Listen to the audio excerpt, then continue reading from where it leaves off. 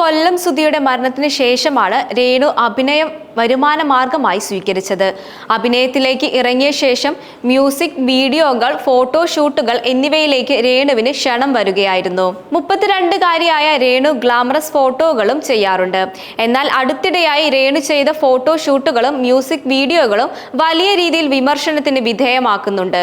വിധേയമായവ രേണു മറ്റു പുരുഷന്മാരോടൊപ്പം പ്രണയരംഗങ്ങൾ അഭിനയിക്കുന്നതിനോട് വിയോജിപ്പുള്ളവരാണ് വിമർശനവുമായി എത്തിയത്.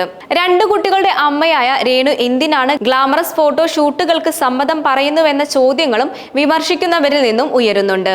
എന്നാൽ എത്ര പേർ വിമർശിച്ചാലും തനിക്ക് ശരിയെന്ന് തോന്നുന്ന കാര്യങ്ങൾ താൻ ചെയ്യുമെന്ന നിലപാടിൽ തന്നെയാണ് രേണു.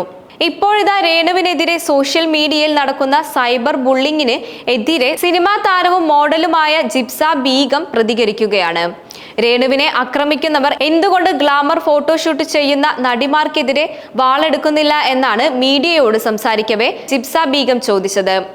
രേണു സുധി പാവാട ഇടുകയോ വയറ് കാണിക്കുകയോ ബിക്കിനി ഇടുകയോ ചെയ്തോട്ടെ.